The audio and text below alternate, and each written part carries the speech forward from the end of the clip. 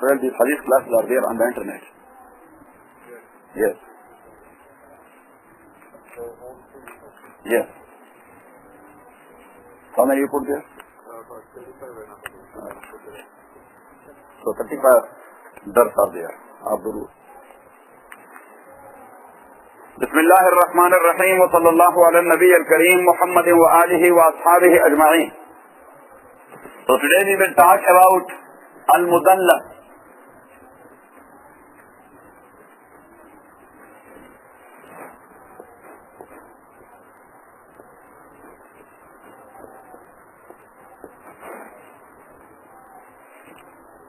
That is derived from at-tadlis.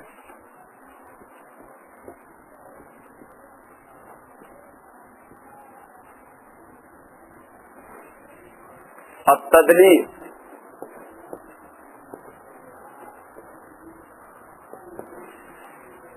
And tadlis is actually derived from ad-dalas.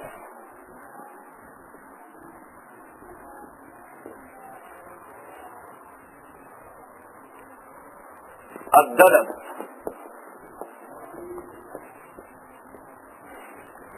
And ad-dalas means az-zulma.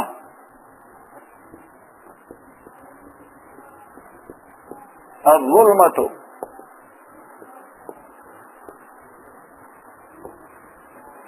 And zulmat means darkness.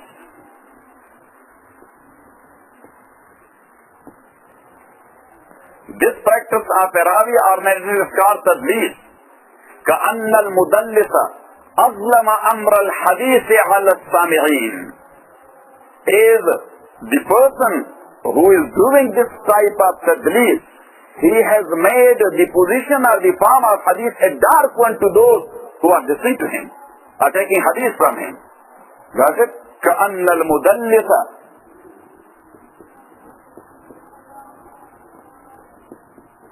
So this is for Sahih. كأن المدلس أظلم أمر الحديث على من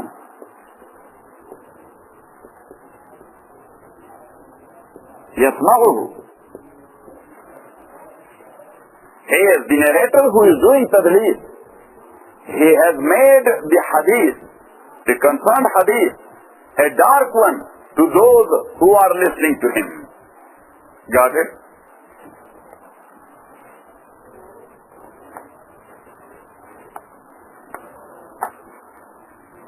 Usually, outside ilm hadith, at-tadlis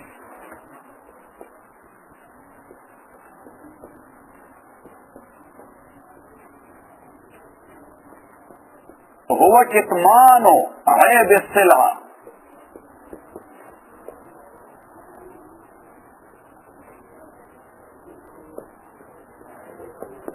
كتمان عيب السلعة.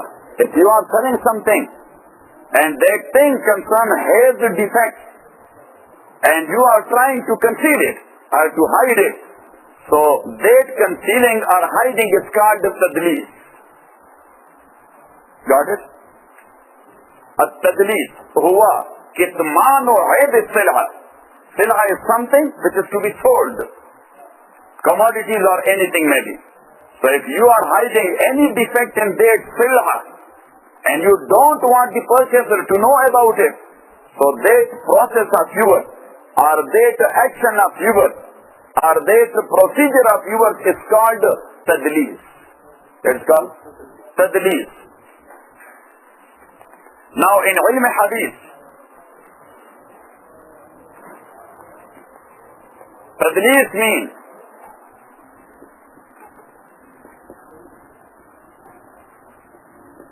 إخفاء عيب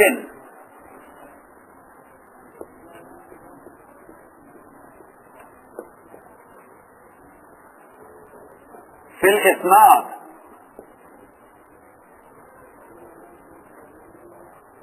ليحسن ظاهره. إخفاء عيب في الإسناد, hiding or concealing a defect in the narration chain hiding a defect in the narration chain to make it a beautiful one, to be seen as a beautiful one. إخفاء عيب في الإسناد ليحسن ظاهره. That is technical meaning of tadlis in the field of hadith. Got it? Then, tadlis is actually of two types. Number one, it's called tadlis ul isnad.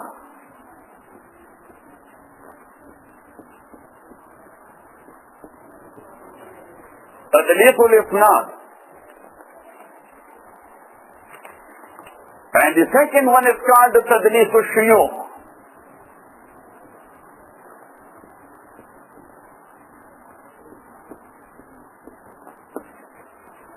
Why? Tadlis ul isnad and number two. Hurry up, Nassim, you are late. Our students are, sorry to say, little bit lazy. They are. Yes.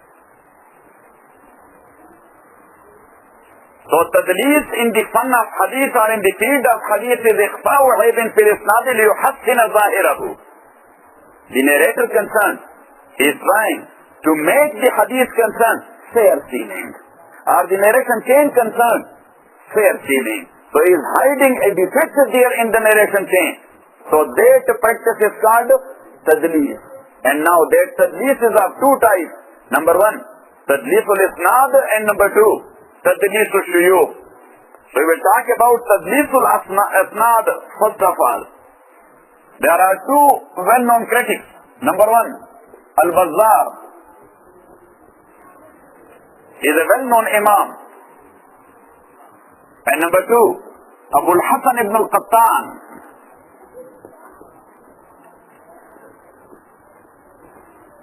These people are authorities. And let me tell you one thing. Yes, those who are condemning taqleed of imams in fiqh, still they are doing taqleed in every field. Yes, they do or not? You know what I'm saying? Yes, in Ilmul Hadith they are doing taqleed. Of whom? Imam Bukhari. Yes, and Imam Bukhari, he is doing taqleed of Ali ibn al-Madini, for example.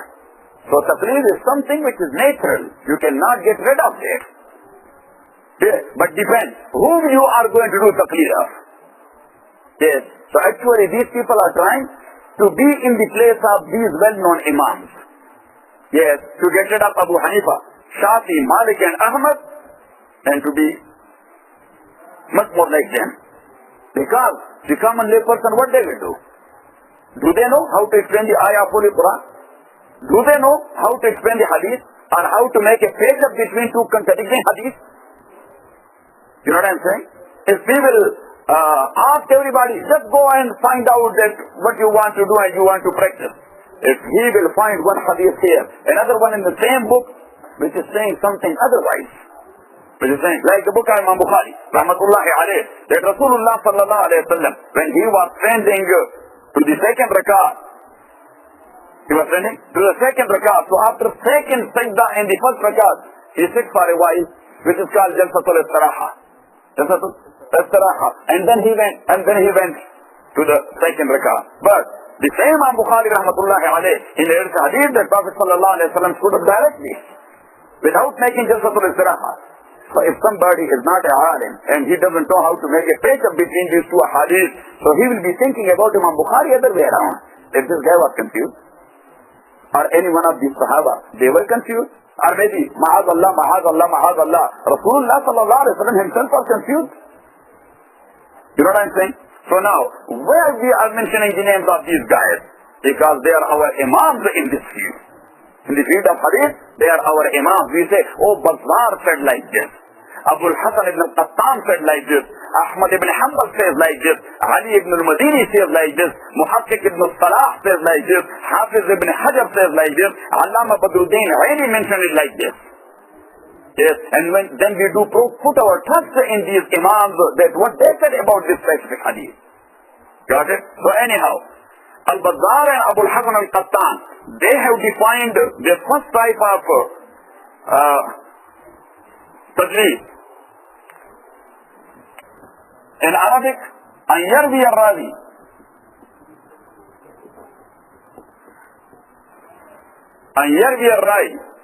راوي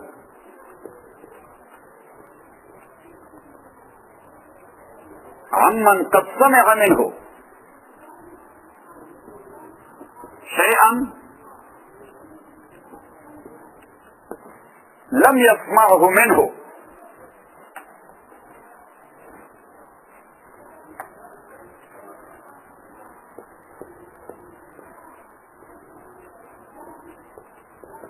بكلمة موهمة. تدليس الإسناد أن يروي الراوي that a narrator narrates a hadith عمن from that sheikh قد سمع منه from whom he has taken so many hadith or riwayat, but here he narrates from the same sheikh a hadith or such a thing which he has never heard of that sheikh, and he is using a word, yes, which could be explained either way, that he heard it or he did not. He heard it or he did not. So he used a word. For example, he says, Qala fulanun. Fulan means Mr. So and so, the sheikh. Or an fulanin. He does not express that sami'tu fulanan. I heard Mr. So and so. Or haddathani fulanun. He related to us. You know what I'm saying? Or qala li fulanun. Mr. So and so sheikh, he said to me. If he will use these words, so these are not kalima muhima. This is not a confusing word. Confusing word is qala fulanun. Mr. So and so said. Yes, I heard it directly or I have taken his word from somebody else. Either way. An fulanin. This is from Mr. So and so. A sheikh he is mentioning. But whether I have taken it directly mubasharatan from that sheikh or that sheikh he told that hadith to somebody else and I have taken it from that somebody, but now I am dropping that somebody and I do mention the name of that sheikh. You know what I am saying? Because that somebody is not that much authentic. Or I don't want to degrade myself that, oh, I have taken hadith from Hafiz Asim. You know what I am saying? Because this is a field where you have to give a due respect to your sheikh. If you are not giving a due respect to your sheikh in the field of deen, you will never become alim. You know what I'm saying? Because here respect is much more important. الدين كله أدب. In Arabic it is said that deen means adab, ihtiram, respect to your sheikh, respect to your book, respect to the masjid, to the institution, to the administration, to everyone you have to give a due respect. Otherwise Allah subhanahu wa ta'ala will never bless you with the ilm of Quran and Sunnah. Because the wiha or the receptacle, the verse which you have, that is not a pure verse. That is not a clean verse. So how you can put a pure thing in a dirty place? Allah will never put it in a dirty place. Got it? So that's why the guy, he is trying not to mention the name of that one who according to him is a small guy. Not that much important. So that's why he is dropping his name and he is attributing the same hadith to a big sheikh from whom he has taken it. Hamza, hurry up. Hamza, hurry up. So Tadlis al-Isnad, it has been defined by Imam Bazzar and Imam Abu Hassan al-Qattan an yarwi al-rawi amman qad sami'a minhu shay'an lam yasma'hu minhu bi kalimatin muhima. And some ulama, they use the kalimatin muhtamala. The kalimatin muhtamala, which has either of two ihtimal. Maybe he heard it directly or he has not. Like, قال فلان. And for example, the hadith which I do teach you, so I have taken it from my sheikh, Shaykh Al Hadith Maulana Abdul Haq Rahmatullahi alayhi. Yes. And he has taken that hadith from Shaykh Al Islam wal Muslimin Maulana Hussain Ahmad Madani Rahmatullahi alayhi. Shaykh Al Islam Hazrat Madani Rahmatullahi alayhi. He has taken a hadith from Shaykh Al Hind Maulana Mahmud Al Hassan Asir Malta. And Shaykh Ulim Rahmatullahi alayhi, he has taken a hadith from his Shaykh Qasim al-Ulum wal Khairat Maulana Muhammad Qasim Lanotwi, the founder of Darul Uloom Deoband. And Maulana Qasim Nanotri, rahmatullahi alayh, he has taken a hadith from Sheikh Ahmad Ali Saharanpuri, rahmatullahi alayh, and from Shah Abdul Ghani. And Shah Abdul Ghani and Ahmad Ali Saharanpuri, rahimahumullah, they have taken a hadith from Shah Muhammad Ishaq, rahmatullahi alayh. And Shah Muhammad Ishaq, they have taken a hadith from Shah Abdul Aziz, rahmatullahi alayh. And Shah Abdul Aziz, they have learnt a hadith from Shah Waliullah, Ad-Daylawi, rahmatullahi alayh. Shah Waliullah, rahimahullah, he has taken a hadith from Sheikh Abu Tahir al-Kurdi al-Muhajir al-Madani, rahimahullah, in Medina Tayyibah. And in the same way, the narration chain is going towards Imam Bukhari, towards Imam Tirmidhi, Imam Ibn Asakir, Imam Malik, Abu Hanifa, Muhammad ibn Hassan, rahimahumullah. All these muhaddithin. You know what I'm saying? Now, my teacher in this regard is Shaykh Al Hadith Maulana Abdul Haq. Even though he was a very great man, he was the Shaykh Al Hadith of Darul Uloom Deoband. He was the Shaykh Al Hadith of Darul Uloom Deoband. But if, for example, let's say, may Allah subhanahu wa ta'ala forgive and forbid, I don't want even to conceive any insult towards my Shaykh. Otherwise, it will be cut by Allah subhanahu wa ta'ala, Shaykh al Shaykh. So anyhow, for example, if Shaykh Abdul Haq is not that great man, for example, if he is not, so I am dropping his name, and I mention the name of Shaykh al-Islam Maulana Madani. Oh, Shaykh al-Islam Maulana Madani, the freedom fighter against the Britishers, the muhaddith of Darul Uloom Deoband, and for 18 years the muhaddith of Masjid Nabawi in Medina Munawwara.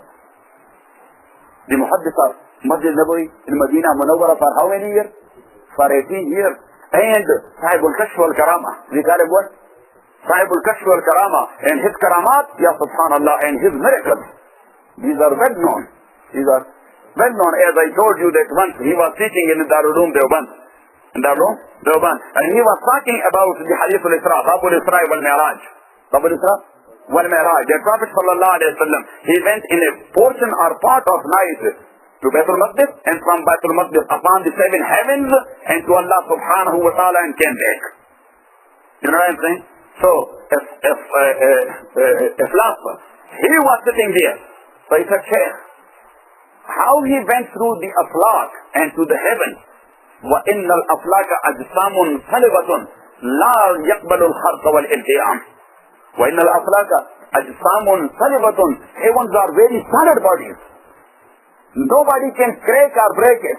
And if there is broken one, so it will never be rejoined.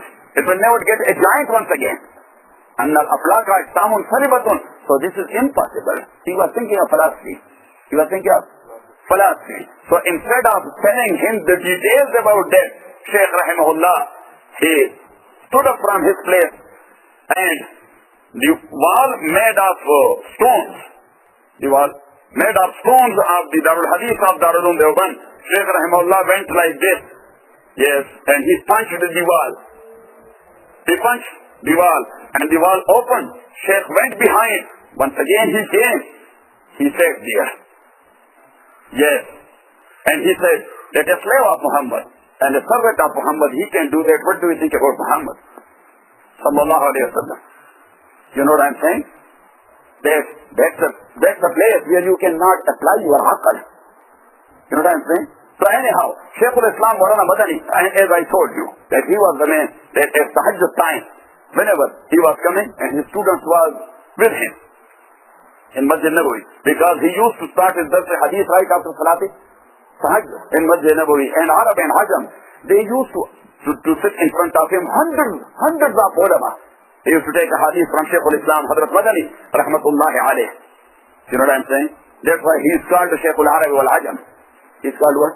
Shaykh al-Arabi wal-Ajam, Shaykh al-Islam wal-Muslimin, Mawlana Hussain Ahmad Madani, rahmatullahi alayh. So whenever he used to come to Rasulullah sallallahu alayhi wa sallam and train here, following the practice of Abu Hanifa rahimahullah, because Abu Hanifa rahmatullahi alayh, in his lifetime, he made 52 hajj. How many? 52. But he said that I never went close to Rasulullah sallallahu alayhi wa sallam. I used to stand some 4 yards far away from the fence of Rasulullah sallallahu alayhi wa sallam and the grave of Rasulullah sallallahu alayhi wa sallam. So a student asked him, Shaykh, why you do not go close to? He said, I am ashamed of my practice. That I am not a practical Muslim. How I can face Muhammad sallallahu alayhi wa sallam? So because of that feeling ashamed of my practice, I want to stand a little bit far. So same was the case. Shaykh al-Islam Hadrat Madani, rahmatullahi alayh, he used to stand here. And he used to say, as-salatu wa-salamu alayka ya Rasulallah. Yes? And people who used to accompany him, they used to hear, wa alayka as-salam ya bunayya. Wa alayka, that's called masla hayatul nabi. Masala, the issue of hayatul nabi. The Prophet sallallahu alayhi wa sallam, in his grave, he had a different type of life. مسألة حياة النبي إن الله حرم على الأرض أن تأكل أجساد الأنبياء أو كما قال عليه الصلاة والسلام. Anyhow, so Shaykh al-Islam Madani Maulana Mushtaq Ahmad Ambedkar from Ambedkar in India. He said, Sheikh,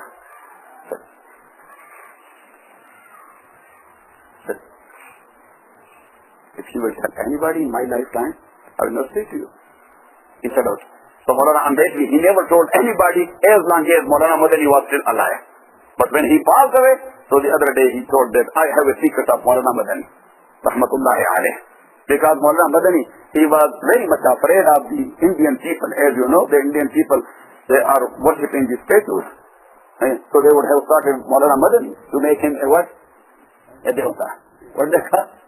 They have to make him a devata. So he said, no, don't tell anybody. So anyhow, Shaykh al-Islam, Hazrat Madani, rahmatullahi alayh, he is a very great man. So I do drop my own Shaykh Maulana Abdul Haq, rahmatullahi alayh, and I do mention the name of Maulana Madani, rahmatullahi alayh. Now, regarding such like narration, first of all, you have to find out that whether I lived in this world as long as Maulana Madani was alive. If he is not alive, so for sure I am telling lies. I never heard to him, because I am born after his death. So how I can hear a hadith from Maulana Madani directly? So I am dropping someone, and that is not a diyana. That's not, the person concerned is not trustworthy in this regard, because he is dropping someone from the narration chain. But if I was living in this world as long as Maulana Madani was alive, so then you have to find out that what type of person the Qazi Fazl Ullah is. If he is a trustworthy person, if he is a trustworthy person, and maybe he made a trip to India, and he met Maulana Madani there. So now, as we mentioned that Imam Muslim says that only imkanul mulaqat, that it is possible that he met him.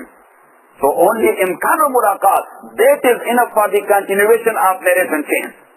Imkanul liqa, yakfi li ittisal as-sanad. But Imam Bukhari rahmatullahi alayhi says that at least once or twice it must be proven that they met each other.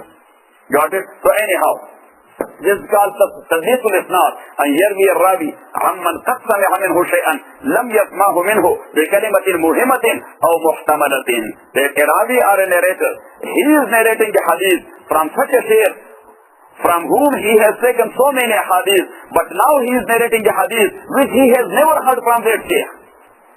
You know what I'm saying? But he uses a word, so he may not be considered a liar, that he is telling lies. So he uses a word which could be explained either way, that he heard it. If somebody will make an objection to that, have you taken this hadith from this shaykh you are mentioning? He said, no, I never claimed it. I never. Sufyan ibn Uyayna once did it. And he narrated a hadith from Muslim ibn Shihab al-Zuhri, Muhammad ibn Muslim ibn Shihab al-Zuhri, rahimahullah, who Imam Zuhri, the official compiler of the hadith of Rasulullah sallallahu alayhi wa sallam. So Ibn Uyayna was asked by his students, أَسَمِعْتَهُ مِنَ الزُّهْرِ? You have taken this hadith or heard it from Imam Zuhri? So he says, لَا عَنِ الزُّهْرِ وَلَا مِمَّنْ سَمِعَهُ مِنَ الزُّهْرِ. That I have not heard this hadith neither directly from Imam Zuhri nor from the student of Zuhri. So it means that there are more than two wasitas or more than two narrators are there. And then he mentioned them. And he said that only for ikhtisar or to make the narration chain a brief one, I did it. You know what I'm saying? So anyhow, this is Tadlis al-Isnad. And there is another Tadlis which is called Tadlis al-Shuyukh. Tadlis al-Shuyukh, the second type. And that is defined. أن يروي الراوي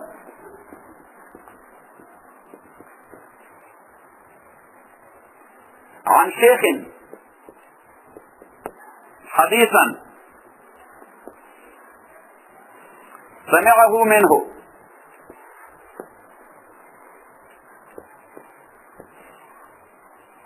فيسميه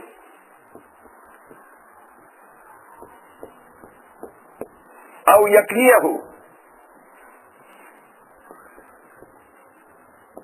أو يصفه بما لا يعرف به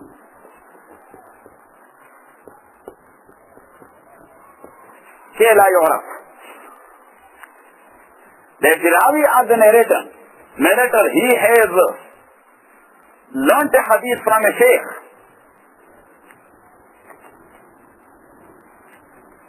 But when he mentions that sheikh, so he mentions him with such a name, or with such a nickname or kunyat, or with such a title or quality, through which he has never been known to anybody. And he is doing the same with the intention that the sheikh may not be known. That the sheikh may not be known. So that's why he is mentioning such a name of that sheikh, to which name he is not known to anybody.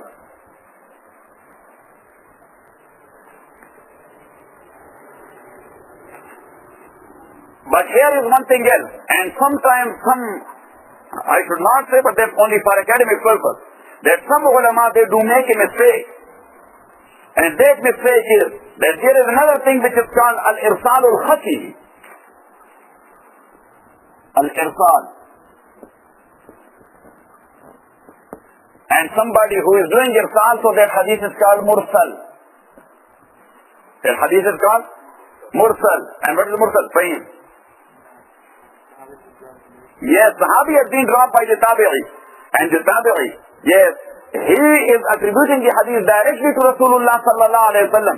So for sure, there is somebody dropped who is not known here, because he never mentioned it. So the hadith is called mursal. The hadith is called mursal. And as we mentioned, that Imam Shafi rahmatullahi alayhi, he is not accepting the mursal of anybody, except the Sayyid ibn Musayyib. He is accepting only the mursal of whom? Sayyid ibn Musayyib, a Jalilul Qadr Tabi'i, radiyallahu ta'ala an. Imam Ahmad ibn Hanbal rahmatullah, he does not accept a mursal at all. He does not accept it. And Imam Abu Hanifa and Imam Malik rahimahumullah, they accept mursal with conditions. They accept it. And the first ever condition in this regard is that as long as the Tabi'i is a trustworthy person, he is Hasan al-Basri, he is Sa'id ibn Jubair, he is Hasan al-Basri, he is Atay ibn Abi Rabah, he is Sa'id ibn Jubair, radiyallahu ta'ala anhum ajma'in. So as long as the Tabi'i is a trustworthy person, so why he dropped the name of a Sahabi? Because he is very much sure that people will take it. And they will never ask me that where from you have taken this hadith.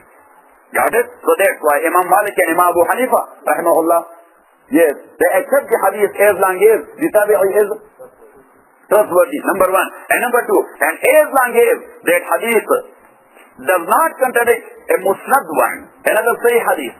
It does not contradict a musnad one and another sahih hadith. And number three, as long as that mursal hadith does not contradict the intellectual approach.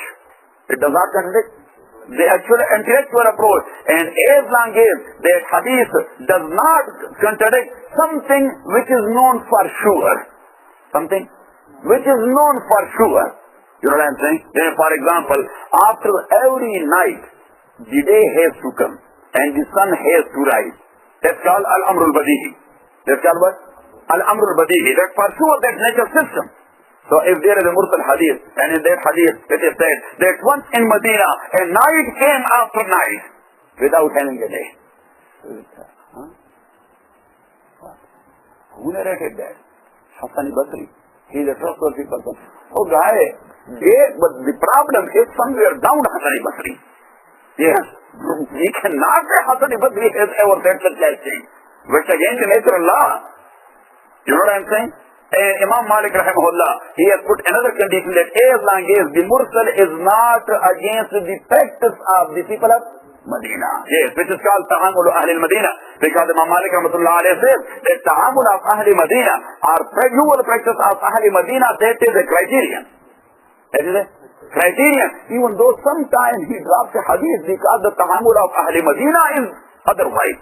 The tabi'in in Ahl Madina or the atba'u tabi'in in Ahl Madina, they were practicing otherwise. So how we can say that all of them they were violating the hadith of Rasulullah sallallahu alayhi wa sallam? So Imam Malik says something is wrong here.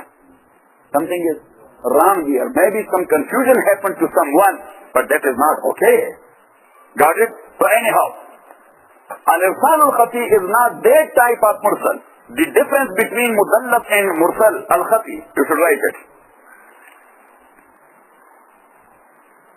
That in case of tadlis, the mudallis narrator, mudallis is one who is doing tadlis. In case of tadlis, the mudallis narrator, he heard a hadith from their sheikh, but not this one he does attribute to. Now this one he does attribute to. The specific hadith he has not heard from their sheikh, even though he has heard so many hadith from their sheikh. But in irsal khati, you say, in irsal khati, the narrator, who? The narrator, he has never heard any hadith from their sheikh. He has never heard any hadith from their sheikh. But he was living at the same time the sheikh was alive.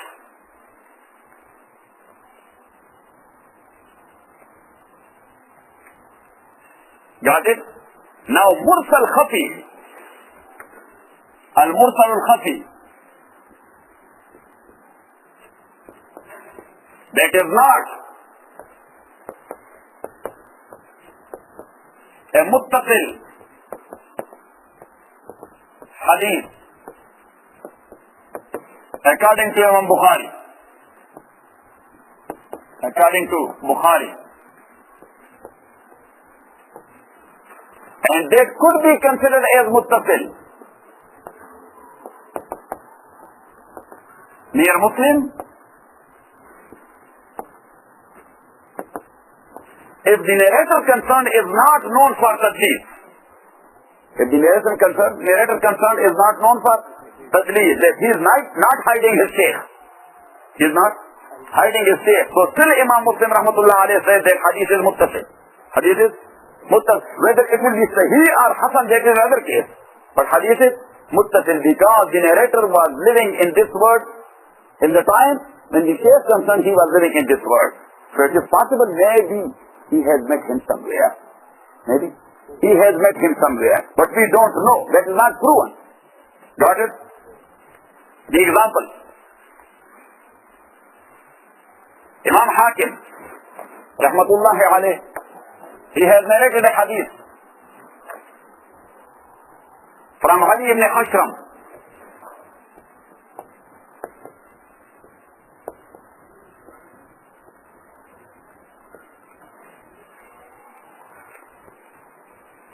This Ali ibn Ashram says, قال لنا ابن عيينة.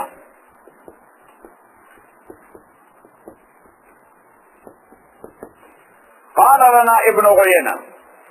What was the name of Ibn Uyayna? Sufyan.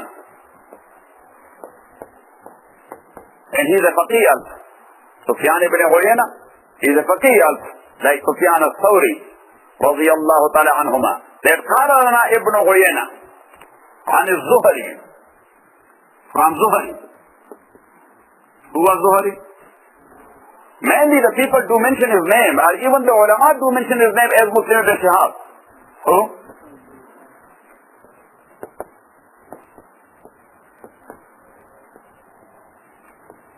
But actually he is Muhammad ibn Muslim ibn Shihab.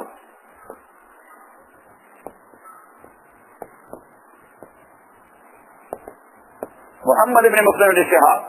And he is the one who compiled the hadith of Rasulullah sallallahu alayhi wa sallam, even though a hadith were compiled in the time of Rasulullah, in the time of Sahaba, in the time of Tabi'een. But he did it officially. Yes, that's the only case that Muslim ibn Shihab al-Zuhri, he did it officially. First of all, he started the work by the order of Abdul Aziz. With by the order of who? Abdul Aziz ibn Marwan. Abdul Aziz. And later on, he did it and completed the same by the order of the son of Abdul Aziz, Umar ibn Abdul Aziz, radiyallahu ta'ala an. So he did lot of work in the time of Umar ibn Abdul Aziz, so that's why it is said that hadiths are compiled in the time of Umar ibn Abdul Aziz. But actually the work was started by the governor of Misr, the father of Umar. His name is Abdul Aziz. So anyhow, so Ali ibn Hashram says that Ibn Uyayna told us from Zuhri. He narrated a hadith from Zuhri. فَقِيلَ لَهُ أَسَمِعْتَهُ مِنَ الزُّهْرِ. It was said to Ibn Uyayna. Write it down. It was said to Ibn Uyayna, have you heard it from Zuhri?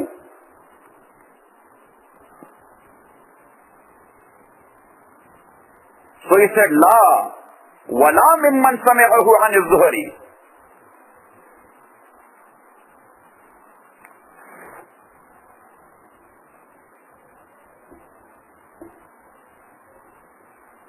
That I have not heard the same hadith, neither from Zuhri directly, nor even from the student of Zuhri in this specific hadith.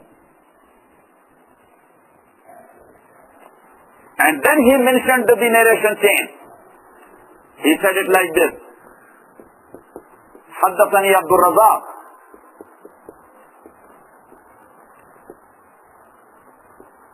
عن معمر عن الزهري. So Ibn Uyayna mentioned his teacher in this hadith. That where from I got it? From Sheikh Abdul Razak. And Sheikh Abdul Razak, he heard this hadith from whom? From Ma'mar. And Ma'mar, he took this hadith from Zuhri. So it means that in that case, Ibn Uyayna dropped Abdul Razak and he dropped Ma'mar as well. He dropped Ma'mar as well. So there is another type of tadlis. On Monday, inshallah, we will talk about that, which is called tadlis al-tasfiyah. Wa akhiru da'wana alhamdulillahi rabbil alameen.